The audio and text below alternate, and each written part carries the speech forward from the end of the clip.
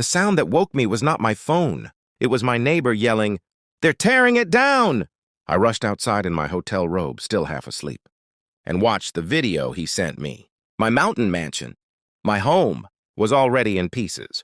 Heavy machines biting into the walls like it was some abandoned ruin. And standing there smiling, arms crossed, was Karen from the HOA. She looked straight into the camera and said, "This is what happens when you ignore our fines." My hands started shaking. Not because I was scared, but because I knew something she didn't. I called her immediately. She didn't even sound nervous. "Oh, you finally decided to answer?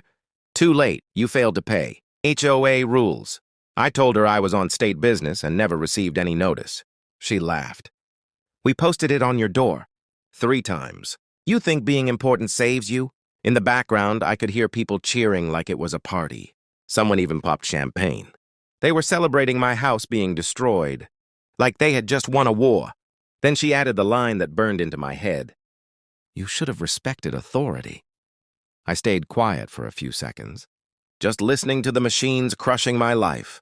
Then I said softly, "Karen, you just demolished government property." She went silent for half a second. Then she laughed even harder. "Nice joke. You're just another rich guy hiding behind fake titles." I ended the call without explaining anything. Because the truth was, I wasn't rich. I wasn't hiding. And that house wasn't just my home. It was listed under a special state protection order that only 5 people in the entire HOA had access to, and none of them had checked it. The viral line that kept echoing in my head was simple. They didn't just break HOA rules. They broke the law without knowing whose law it was.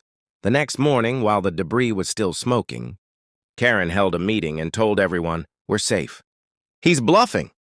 At that exact moment, 3 black SUVs entered the private road. No sirens, no noise, just quiet authority. Men in dark suits stepped out, not looking at Karen, but at the land itself. One of them asked a simple question: "Who signed the demolition order?" And suddenly, Karen realized no one was smiling anymore. 2 hours after I ended the call, my phone rang again. This time it wasn't Karen. It was my assistant from the state office. His voice was low. "Sir, the demolition just triggered a federal audit. The land is marked as protected infrastructure. Everyone involved is now under investigation." I looked at the video again and noticed something new. The excavator had crushed a wall that was never supposed to be touched by civilians. Karen went live on social media, bragging about teaching a rich troublemaker a lesson. Thousands were watching. Then someone commented one line that changed everything. "That address belongs to the sitting governor." The stream froze. Karen's smile faded.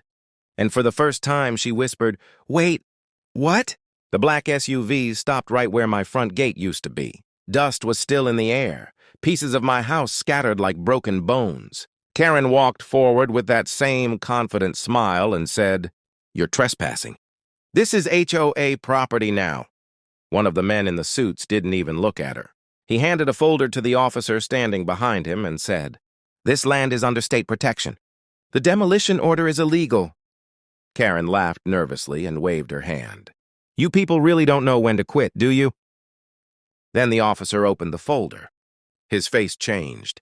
He turned to Karen and asked, "Did you sign this?" She hesitated for the first time.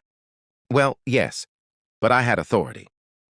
The officer pointed at a single line on the paper and said, "This signature is fake, and this property belongs to the state." The crowd that was cheering earlier went silent. Phones came out again, but this time no one was smiling. Karen tried to step back, but another man blocked her path. Calm voice, no anger. "Ma'am, you are being investigated for destruction of government property, fraud, and impersonating authority." Her mouth opened, but no sound came out. She looked around, searching for someone to save her. But even her own HOA members were slowly moving away from her, like they didn't know her anymore. And that's when I finally spoke. Through the video call the officer had opened. I said just one line. "You wanted me to respect authority. Now meet the real one." Karen kept saying it was a mistake. Over and over. I didn't know. No one told me. I was just following HOA rules. But the evidence was already everywhere. Videos, documents, signatures. even her own messages where she bragged about taking down a powerful man. By evening, the same people who toasted my house were being questioned one by one. Some were crying. Some were angry. All of them were scared.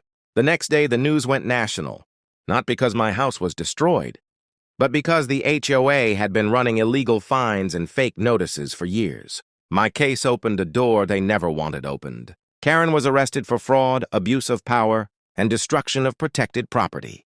The HOA board was suspended. Their accounts were frozen. I stood on the empty land a week later. No walls, no roof, just mountains and silence. A reporter asked me, "Do you want revenge?" I looked at the ruins and said, "No, I want justice." The state paid for everything. A new home was approved. Stronger. Bigger. But this time with no HOA. And the last twist? The law that protected my house is now protecting hundreds of families from the same abuse. The final line that went viral across the country was simple.